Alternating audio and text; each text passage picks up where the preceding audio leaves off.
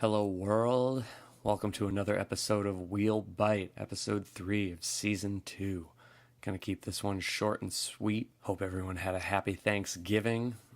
Hope you got to skate on Thanksgiving when everything was closed. So here it is, East Coast versus West Coast, a classic debate within skating since so much of skate culture was developed on each coast of our fine nation.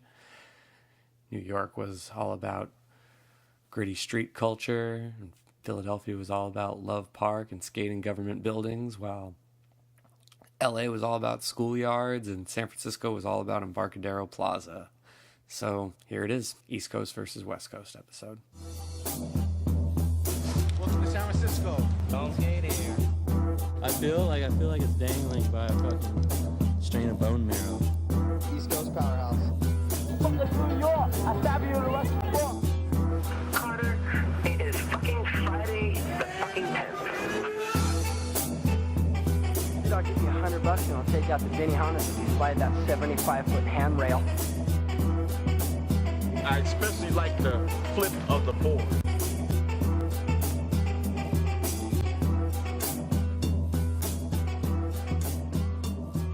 All right, yo, what's up? Welcome to another episode of Wheel Bite.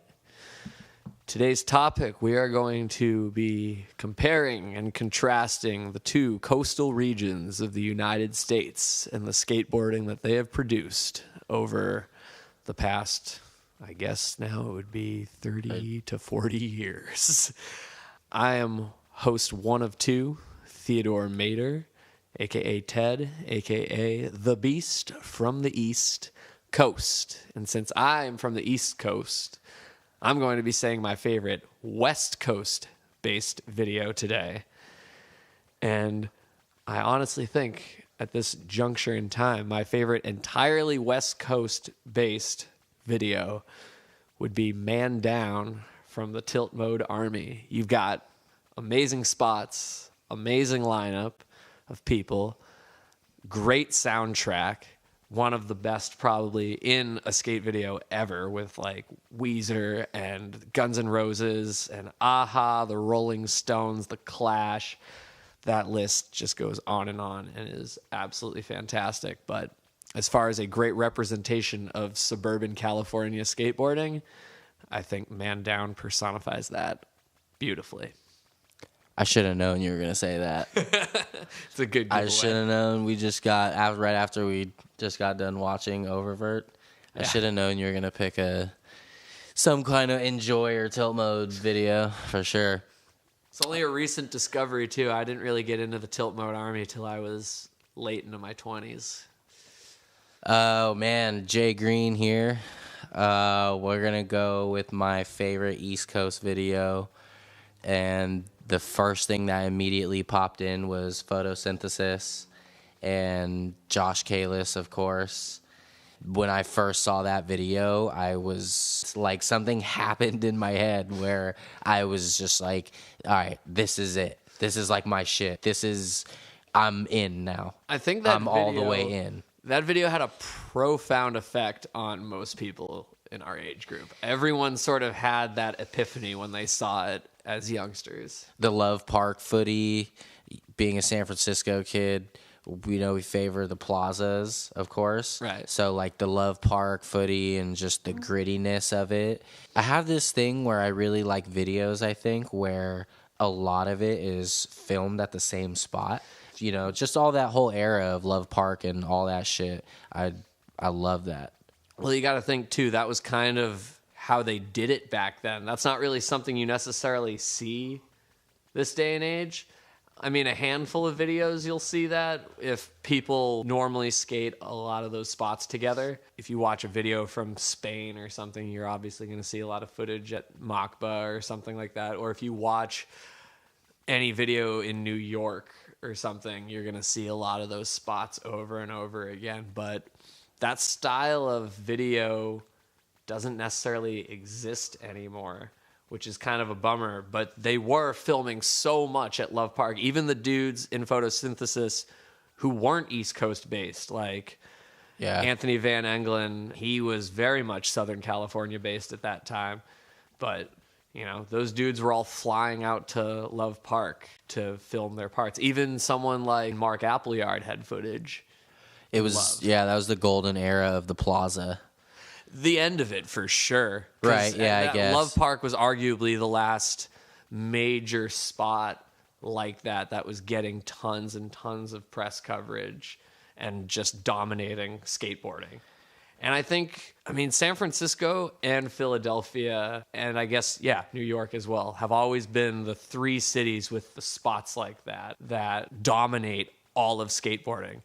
People always reference Pulaski in Washington, D.C. too. And that's true. It did have that kind of spot. But when you think of classic skate spots through and through, the first things that always come to mind for people are either Love Park or Embarcadero. Or the Yeah. Brooklyn Banks. Yeah. Sorry, that's the other one I'm forgetting. Well, what I was thinking of is talking about photosynthesis, like before taping here. There's never been a real like plaza in New York, I mean, right? they had maybe Washington kinda Square. Flushing. Oh, Flushing yeah, was kind Flushing. of had that plaza, like you could hit the grate and the ledges. I'd call that kind of like plaza skateboarding. Oh, absolutely. So Flushing, and then I don't know where that one spot was, but they had a couple ledges. But like the Banks obviously is not a plaza spot. And then when you mentioned Pulaski, I'm like, yeah, that's another East Coast spot. That's a plaza, but New York kind of didn't miss out on it, I guess, the way the city was constructed or whatever. They never. They had really- Washington Square, though. That was like the Was big that the other one? congregation of where they all met But was up. that like, and is that like a dope spot? not like with- necessarily. It was like a lot of them skating over trash cans. That's Right, what most of right, the coverage yeah. you would see there. And then maybe there were some benches or some ledges that you might see someone hit. But for the most part, that was just the meetup spot. It wasn't the like Yeah. hang out and skate Yeah. all day spot the same way maybe the Banks would have been. Yeah, or yeah. even Flushing. Right. So I get what you're saying there. Like the Banks are definitely not a plaza spot. The Brooklyn Banks are the Brooklyn Banks. I remember reading this piece about the Brooklyn Banks once, and I can't remember which photographer was saying it, but they were discussing the first time they ever went there, and they got to the Brooklyn Banks, and they realized they were stepping on like needles, just they were stepping back to take photos and look down, and there were needles underneath their feet, which is crazy. I've never been to Brooklyn Banks, but I could imagine it is just about as gritty of a spot like there is. Mm-hmm. The like East Coast, just fucking underneath the overpass, just like really, really gritty East Coast skateboarding. I mean, I've heard stories, and I think that is the first major city or like town spot that people think of. Brooklyn Banks. It's got the fucking name in it. And people were skating the Brooklyn Banks so long ago, too. In terms of New York spots, any New York skater you ever read an interview with, hear their history, their insights, their story, it all goes back to the Banks and how everyone, and not just from New York, you had people from New Jersey coming out there, people from Boston, Connecticut, all sorts of people drove hours just to skate the Brooklyn Banks. Like, it was the spot where everyone within miles and miles and miles congregated. Kind of one of those very first skateboard sanctuary spots. Yeah. I think it even predates Embarcadero, but barely. I would say, yeah. Just barely. Because yeah, the first... like late 80s maybe. Yeah. Embarcadero was maybe like 89. It was starting to really get some heat. But the Brooklyn Banks, I mean, you go back to the days of shut skateboards. They were skating it back in the late 80s when they were fucking scaring the hell out of everybody. But Embarcadero has that more classic longevity to it because it produced so much content and so many people. Like, there weren't careers made at the Brooklyn Banks the same way they were made at Embarcadero. Like, the Brooklyn Banks had a lot go down, but you look at someone like Henry Sanchez or Mike Carroll, and they had such an influence from just hanging out at Embarcadero every single day. That was what I wanted to do in skating. Was I wanted to hang out at a spot like all day. I wanted, which is, we definitely got that from spots like that, from EMB, from Pier 7, from the Brooklyn Banks, from Pulaski, from these like major iconic coastal spots. We definitely like were mimicking that. I wanted to have most of my footage at one spot. I wanted to skate at one spot. We wanted to name our crew after the fucking spot we skated. You know, we totally were like mimicking that for sure. And the thing about the Brooklyn Banks, though, that I don't necessarily think everyone remembers, there was more there than just the bank. One of the most notorious examples is Jamie Thomas's opening line in Welcome to Hell. He does that whole huge line through the entire like other side of the Brooklyn Banks. And then also there's the whole clip of Danny Way doing the frontside tail slide down the handrail, and that was so early in his career. And like, well, you could, I mean, the main thing was the bank. So there's the wall ride. And going over the wall. You could go, Stevie did some gnarly shit, like over from the top, like into the bank. Oh, you yeah. know, like over the curb. I think, oh man, there was so much cool stuff done over the wall into the bank. Like, or I'm sorry. And then so there's much that gnarly rail. Yeah. That was the one I was talking about with Danny Way doing the front side tail slide on. But what I meant to say was there's so much good footage of people going out of the bank and over the wall. Like, I think if I had to quantify my favorite thing ever done over there, like Jeff Pang did a 360 Oh, that's right. flip No, over that's the right, wall. right. Oh, yeah. Now I know what you're talking about. Yeah, Rob Welsh, switch 360 flip. That was another one I was going to say. Most, and then didn't Kalis do a switch backside flip Kalis over did it? the switch backside flip, and Costin nollie back heeled it. I always forget about Costin doing the nollie back heel, but that was insane. That, yeah, I've totally forgot that's a part of the Brooklyn Banks, right? Right, Yeah. where they're launching over into the freeway. Yeah, yep. Yeah, that thing, another one of those spots that I feel like probably was hella gnarly, like the launch over that. Yeah, it was gritty, and the banks were no fucking joke. Like, that's why they produced some of the grittiest skaters ever. You know, you look at the people who hung out there a lot, like Justin Pierce, and Sheffy was hanging out there a lot early on in his career, and Jeff Pang. A lot of those New York dudes were going heavy. But Embarcadero, like you said, you know, that was the idea of you would just skate one spot all day. And I think the crew that Embarcadero gave birth to, because when you listen to interviews with them and they talk about how, I mean, that's a sanctuary skate spot for sure. And all those kids were going through various things, like they were all products of divorce or they were all living on the streets. But Embarcadero was that sort of haven where they could go, exist, make money, skate all day, and just Chill. be themselves and not have to worry about it. Yeah. I mean, in the grand scheme of things, I would argue Embarcadero is the most classic skate spot. Thinking back on it, it was just kind of the style, thinking about like LA and the footage that was coming out a little bit after that, like Lockwood. I was about to say, LA was mostly known for schools. Lockwood is the Chafee.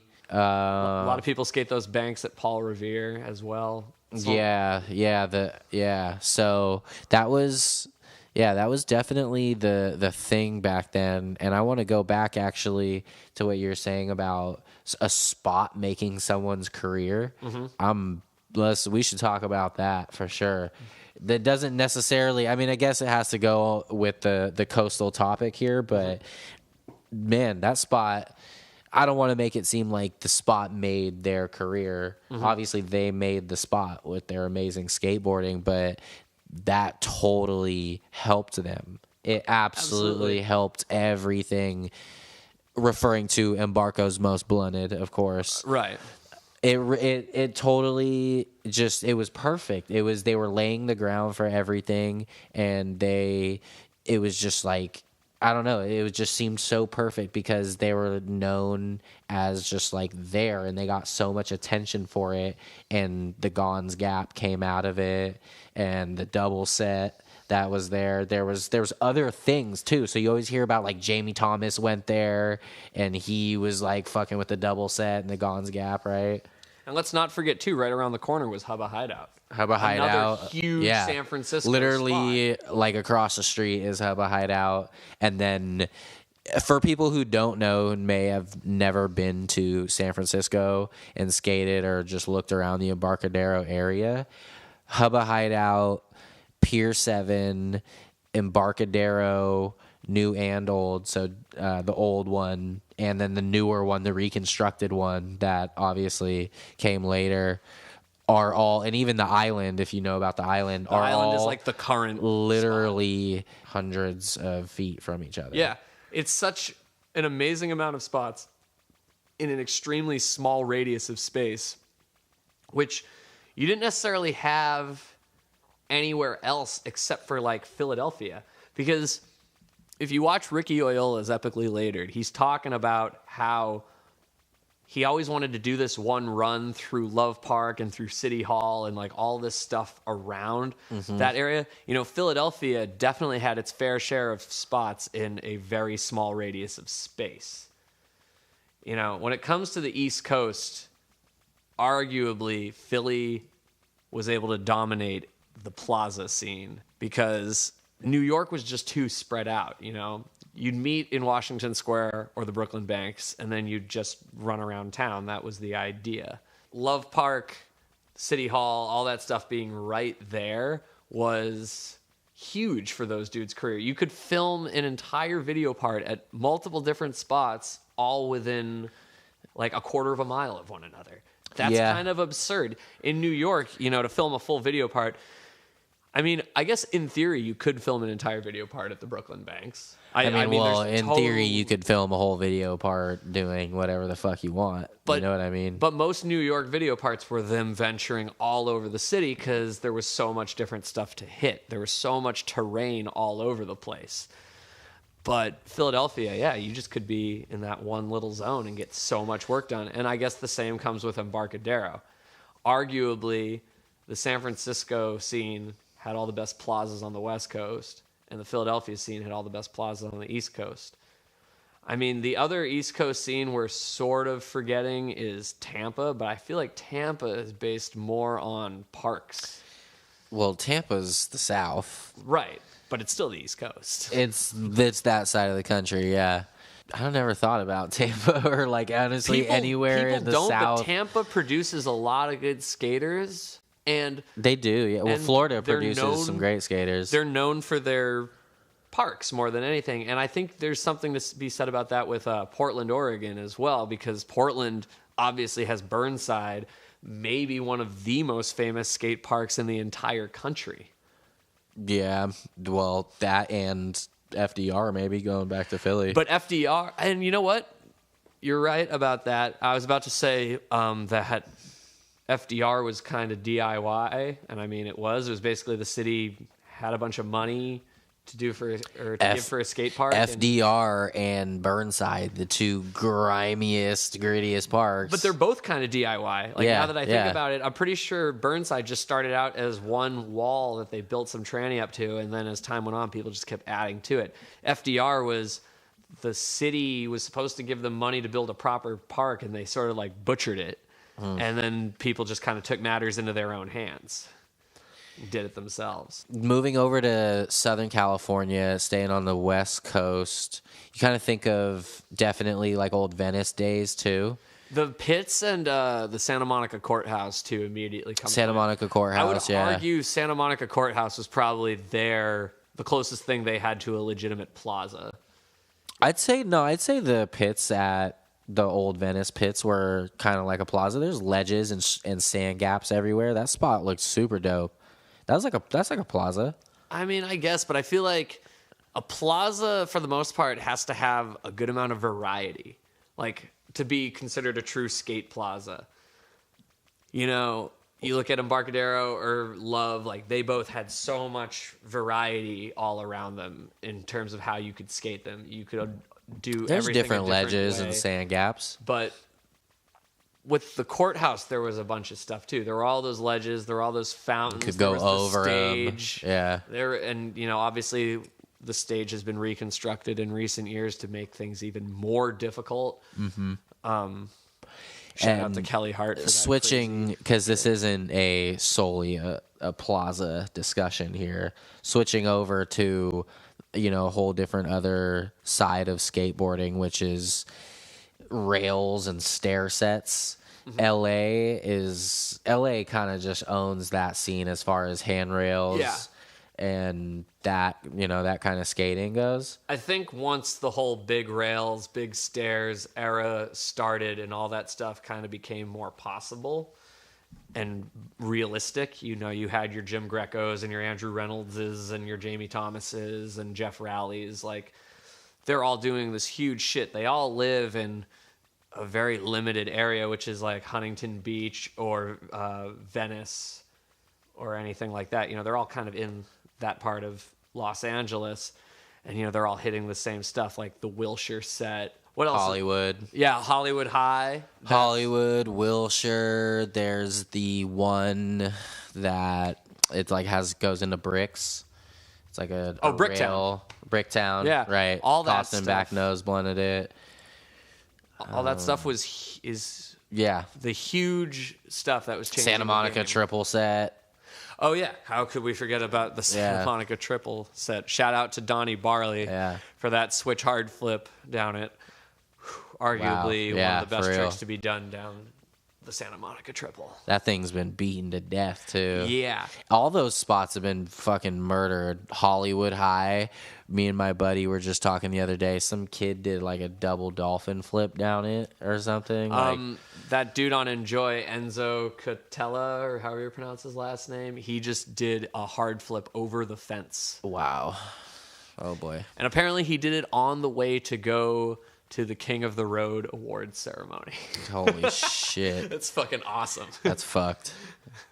It's like, oh, let's just hard flip over the fence at Hollywood High real quick. It'll only take a moment. Don't even worry about it. Something to definitely always keep in mind when you're talking about West Coast versus East Coast and just, the different type of skating it produces is the condition of these spots. Right. So, we all, if you know anything about skateboarding, you know that the East Coast has the grimier spots. I specifically think of Boston and New York.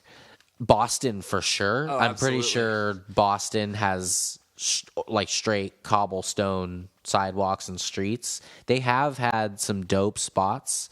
That's totally your neck of the woods. Well, I was there. going to say, take it from me. The Boston spots are definitely grimy. The reason, though, a lot of those spots are so gnarly like that is because we have a different type of concrete that is used on most roads in that area because of the weather.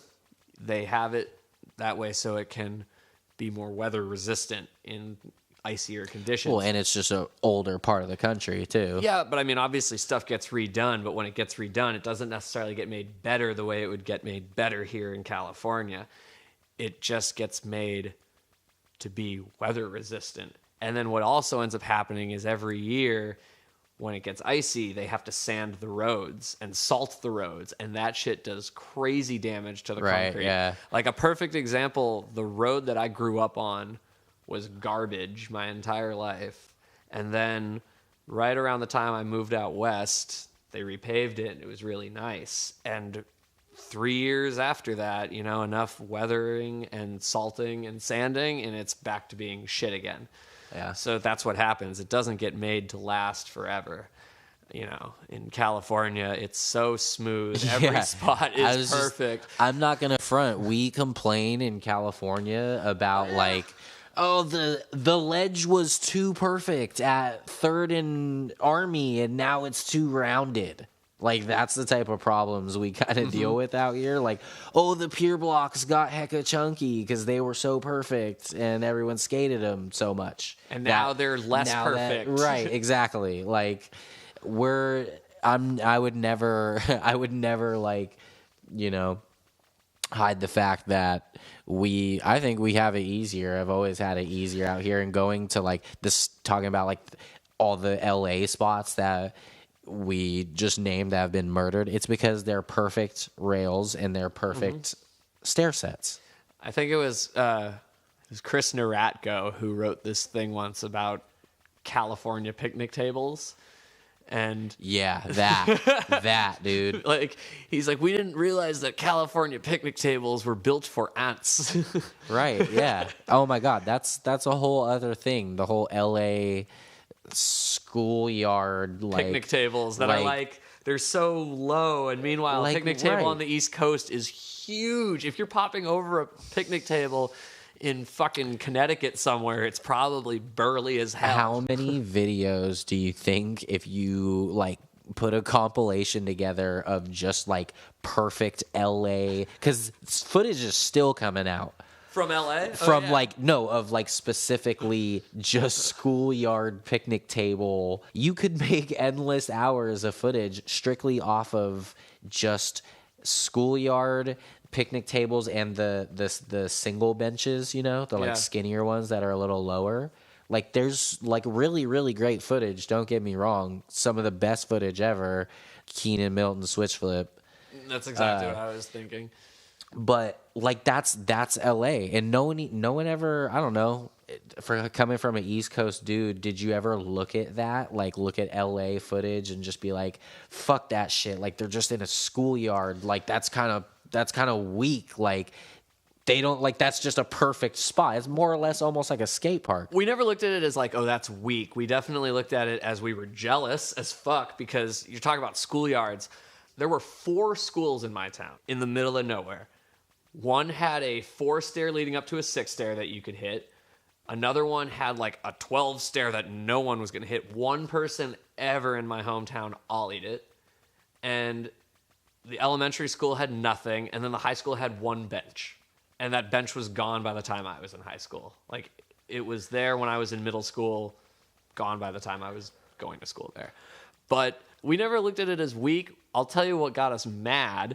There's that quote Mark Johnson has in the Hot Chocolate Tour where he's like, yeah, if you think about anything on a skateboard, you can do it if you just try hard enough. And I remember we all heard that and thought, yeah, if you're Mark Johnson, you're super good at skateboarding and you have a perfect spot to skate in Los Angeles. Yeah, right. Like, we don't have any of these resources. We kind of suck. We live in the middle of nowhere, and we're not that athletic, and we don't have a picture-perfect skate utopia. Well, that's really cool to pay attention to, though, is what kind of skating came out from all these different regions. And it totally was a mirror of the cityscape.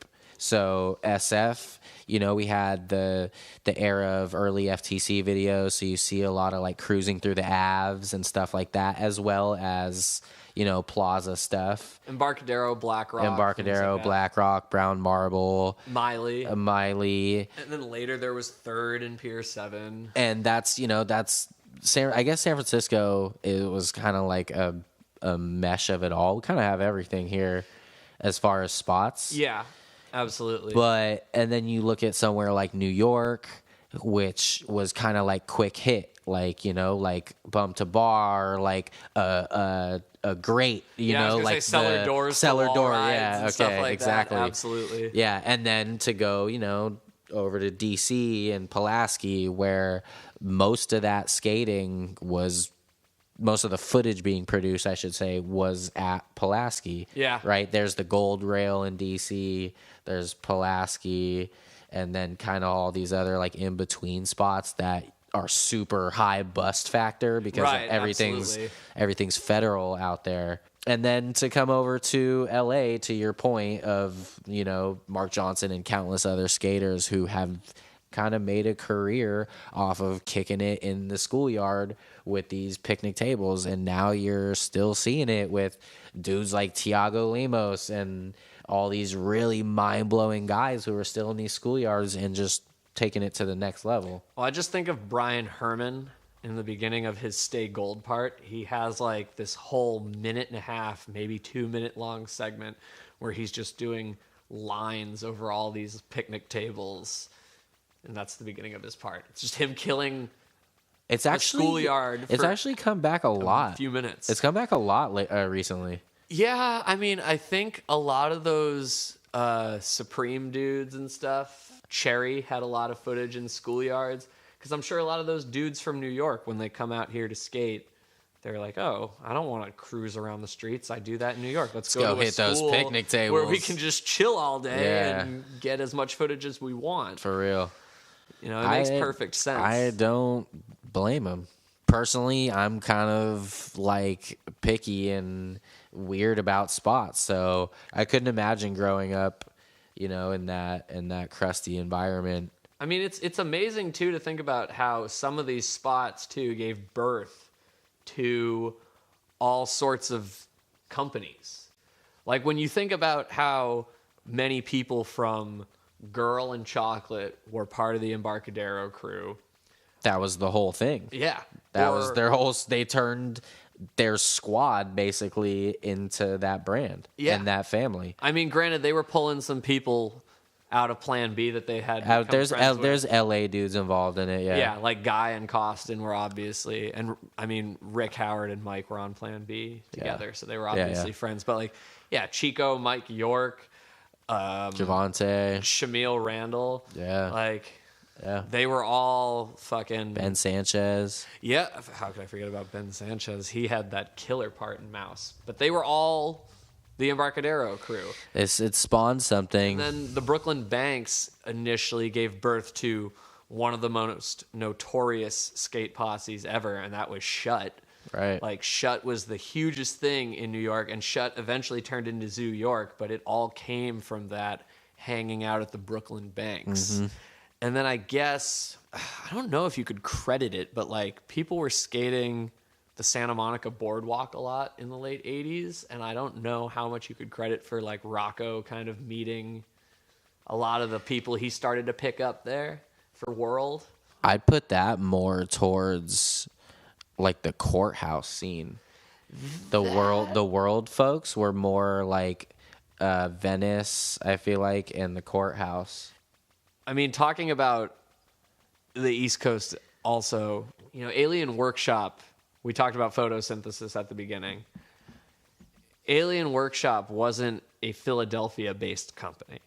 You know, actually, they were from Dayton, Ohio. They're one of the first big companies in the Midwest, which is a whole other topic of exploration one day later down the line, is companies who didn't come from the coasts or spots that aren't on the coasts, even though, like, gets kind of weird out there in the middle of America. Be a quick episode. Yeah. Basically, they had all these riders who were living on the East Coast at the time. You know, Jason Dill, Kerry Getz, Fred Gall, Josh Kalis, Anthony Papalardo, Brian Wenning. Yeah. All these dudes were from that area, and they all sort of just got lucky in the sense that they all eventually were on this team together. They seemed more East Coast, and like when I think of Zoo York, I always thought of just kind of New York.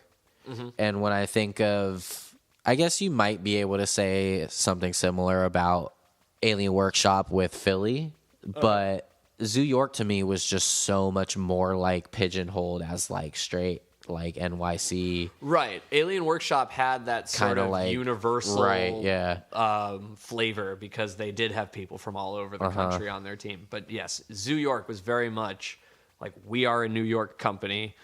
We are New York to our core. All our graphics are going to have to do with New York. All our ads are going to have to do with New York. New York, New York, New York, New York. And then, of course, one of the biggest brands plastered everywhere now is Supreme out of New York. Supreme started as a crew and as a skate shop where all these dudes, Dill and all these dudes were kicking it.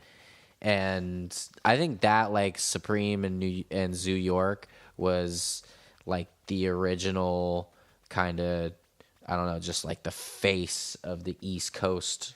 Oh, definitely. Like, just everything. I mean, Supreme was actually more low key and kind of it was more of just like the kick it spot back then.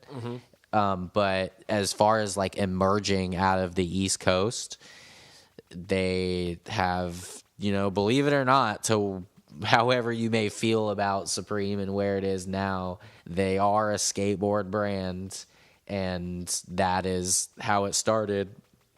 And they really kind of ushered and owned and have like kind of coined the fuck you, like the East Coast NYC, like fuck you type of culture, you know, New York skating and attitude, which is a huge part of just that scene, I feel like. It's interesting to think too how many companies too have felt so dedicated to their turf. Like Zoo York is one of them, but let's just look at Deluxe and all the brands they have. I mean, at this point, Real is very much scattered around the country. Anti-Hero, sort of, but most of them are concentrated here and have been concentrated here. Real does, Jim Thiebaud is the man, you know, and Real Deluxe distribution, I should say. They're my absolute favorite stuff in the industry. I think they keep it so real and they keep it so San Francisco. Warehouse still in Petro Hill, like that's a huge global brand, and they fucking put on for Frisco. And they had a great period of time from like 1993 to 2000 where they had all these crazy brands with all these great skaters, and it was all very much San Francisco based. But the thing about their brands was they weren't the dudes like hanging out at Embarcadero. You know, John Cardiel was blazing new terrain at all times.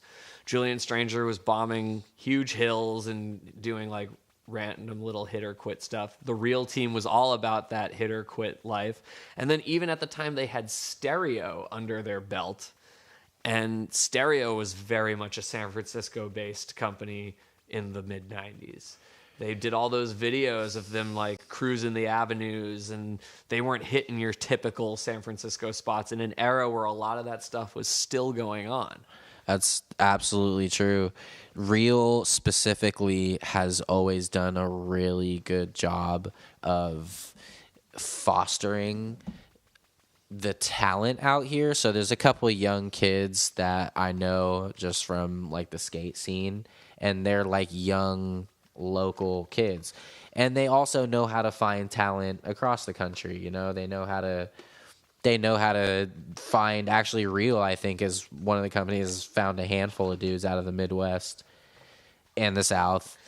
But they've, as far as, you know, going back to the whole like coastal thing, they know how to find and foster local talent and build upon that. Jim Thiebaud is just like a mastermind. Yeah, he's always been good at recognizing quality talent. I guess when you have all these people, though, you're either seeing them in some of these spots. I mean, we're talking about how people are skating all these spots and therefore able to recruit skaters for their elite squad. I mean, someone like Jim Thiebaud was probably witnessing stuff all over San Francisco, which is why back in the 90s he was able to assemble such solid lineups for Real. Clearly, it makes it easier, like these concentrated urban towns, if you're talking about San Francisco, New York, Boston, LA, it makes it easier because there's skaters everywhere, there's spots everywhere. Yeah. And I mean, LA, you look at, you know, people like back in the late 80s when they were trying out for Powell Peralta and stuff, like, you know, it would just be like Stacy would show up at a spot you skated all the time and you'd just be on for him, and that was that. Like, he'd be like, oh, that was cool. Like, we're going to put you on the team. And then, like, the same with a lot of that world stuff back in the day. I look at, too, like, you know, some of the bigger companies like Toy Machine, they were recruiting people back in the day from all over the country.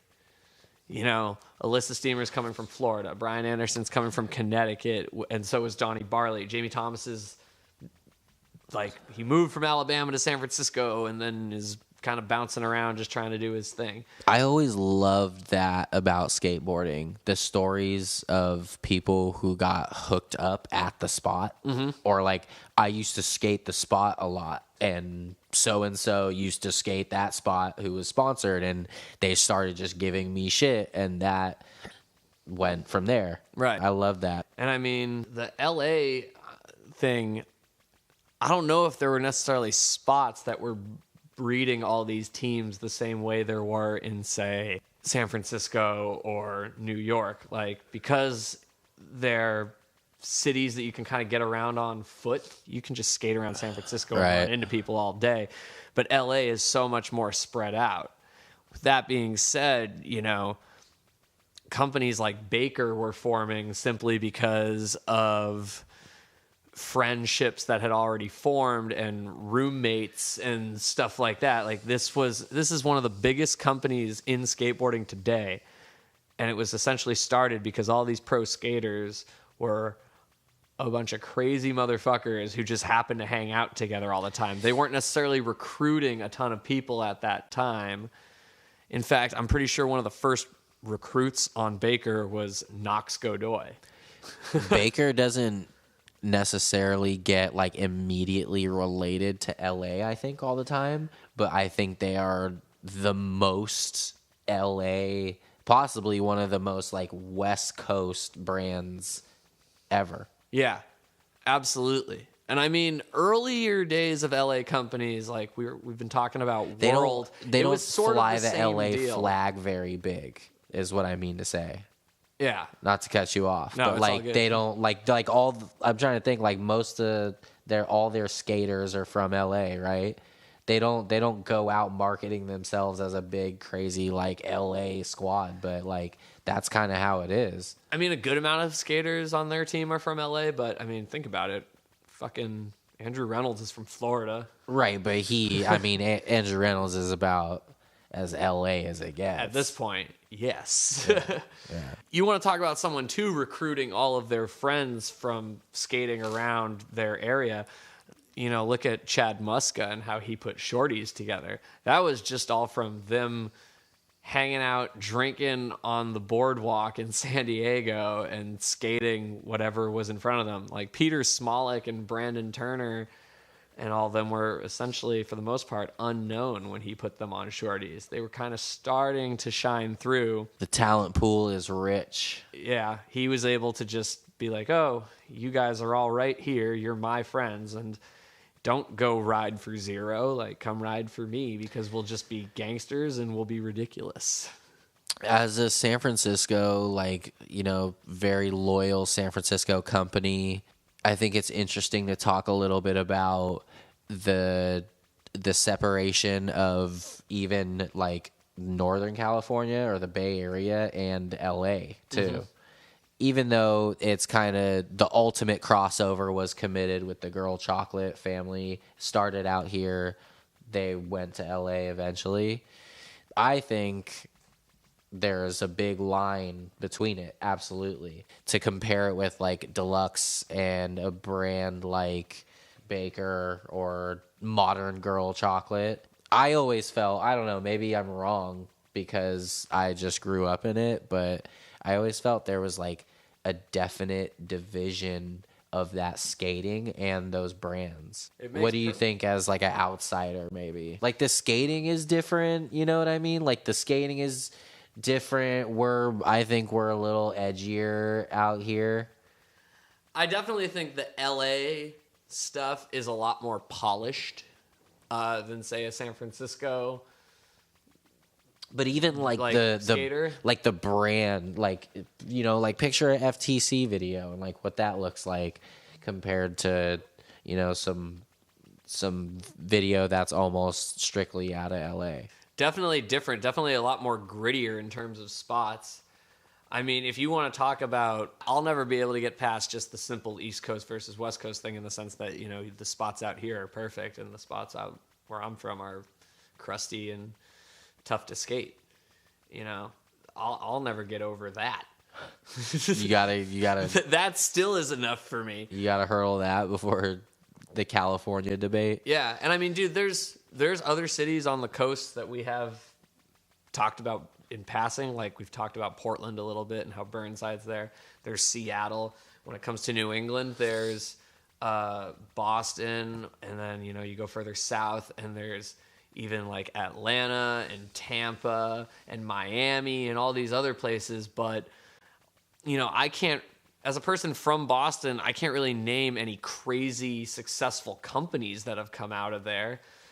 The most famous video, I think, to come out of Boston was the PJ Ladd's Horrible, Wonderful, Horrible Life. Or is it Wonderful, Horrible? Yeah. No. Well, that video. That video is amazing and a great representation of Boston. And it's funny because nowadays, Boston is known for some really, like, kooky skating. Like, one of the biggest companies out of there right now is Fancy Lad.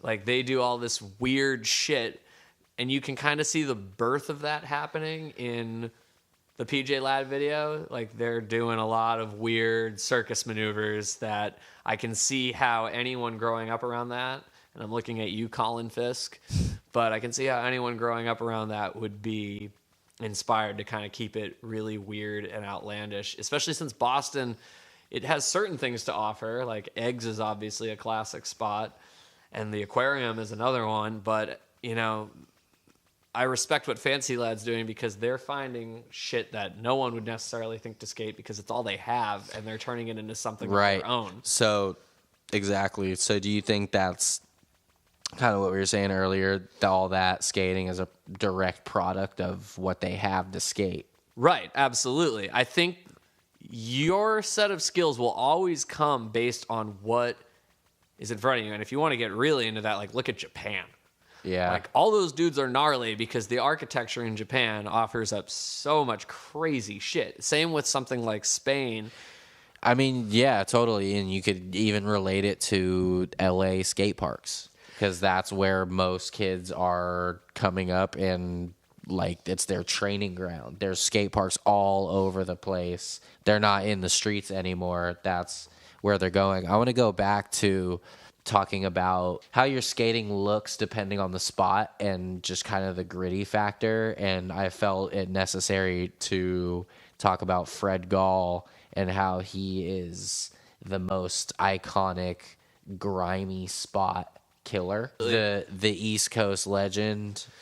Dude, he has one clip in Photosynthesis where he does this nollie over a chain into a bank, and it's just this, like, really short thing, but every time I look at that, I think to myself, that has to be the grimiest thing that no one would ever want to do. He's really carved out this reputation of, like, he will fucking annihilate the crustiest spot. And he is New Jersey. That is the New Jersey crust, man. That's dope. And he's done it for a long time now, too.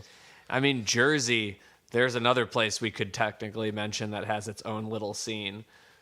And I think if you ever really want to go and see what a scene is like any of these places, don't get, like, the Girl video or the Zoo York video or the Alien Workshop video. Like, try and find the Shop video. The Shop video, absolutely. Or something. Yeah. One of my favorite videos ever is a Shop video from New Jersey, and it's all suburban Jersey skating, plus, like, some Philly and some New York clips. But for the most part, it's suburban Jersey skating, and it gives you a good idea of what they actually had to skate and what was in their area. The PJ Ladd video is good for that, too, in terms of Boston. And then, like, things like the FTC videos or the Newell video. FTC3, favorite video. FTC3 and the 6 Newell video, I think, are very accurate representations of what skating in San Francisco is actually like. Right. Yeah, I'd agree. I don't know if I've ever seen a Shop video out of LA in my time. I was trying to think. Like, I couldn't. Pharmacy? No. I've never seen any of their videos, but I just know, we all know LA because it's just been, like you said earlier, it's been beaten to shit over the years. Well, every spot has been murked. To go way back, we have to salute LA, of course, for being on the forefront of cultivating skateboard culture, though. Yes. So I think that has a lot to do with it. Dogtown and Venice and all that shit. It was really the beginning of all of it. So it has the foundation of skateboarding is in Southern California, which is why I think obviously that culture and just that whole scene is super rich like that. It's been interesting over the years to watch everyone adapt. Like, there were countless skaters on Reel in the 90s who were branching both coasts, like Kim Cardona and Huff and Ben Liver's Edge, Matt Field. Bobby Pulio. I mean, he wasn't on Reel, but yes, he is a perfect example. Also, like in that regard, you know, Jason Dill has been a back and forth guy between both coasts. And that is interesting because both coasts shape people to skate differently, but the fact is skateboarding teaches you to adapt to your surroundings. Like, it doesn't matter where you are necessarily from, but East Coast people, they're definitely going to skate a certain way and look at things a different way. And West Coast people, same deal. But the fact that they can go back and forth and still be successful is really important and says a lot about skating as a whole. You see the back and forth. Yeah, the back and forth is most obvious, I think, between SF and New York. So Mark Gonzalez, LA and New York, LA and SF too.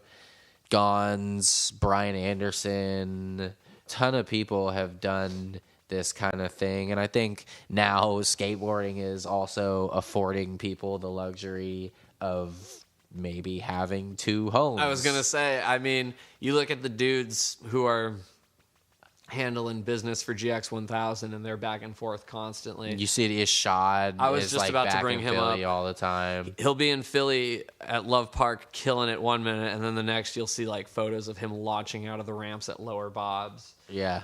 So they're all back and forth, and they're afforded that luxury of travel. And then I think of someone who did the opposite, like with going from the west to the east, someone like Mark Suciu, who like he is from LA but wanted to go to college in Philadelphia so that he could skate all the Philly spots. I mean, there's something to be said about that. He was born and raised in a place where all the best spots are, and then he dipped out and went to Philly, which also has great spots, but you know, most people in LA, they don't feel the need to leave LA.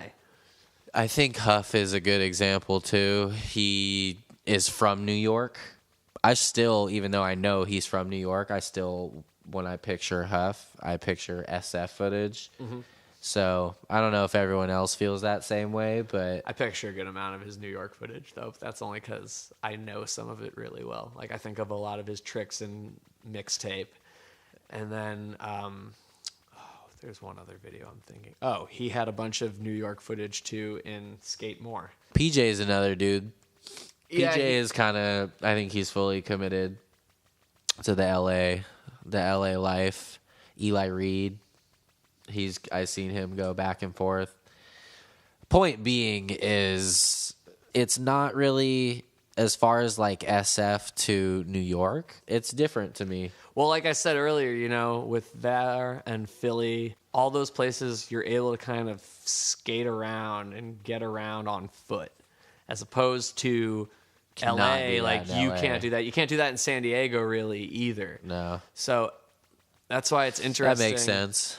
We were talking about some of those other cities that we can't necessarily name all of the big companies to come out of them, like Portland or something, but I assume that some of those places have worse or better public transportation than others. Boston, you can get around pretty easily, too, from spot to spot. Well, a good thing to mention is the weather factor. Yes. So a big factor of LA skateboarding is that it is sunny 300 days of the year. I ultimately think that is what it comes down to for the biggest difference is in what kind of skaters are bred on the different coasts, because people in the Northeast are more willing to endure the cold for the sake of skating. Like, they don't have a problem with it.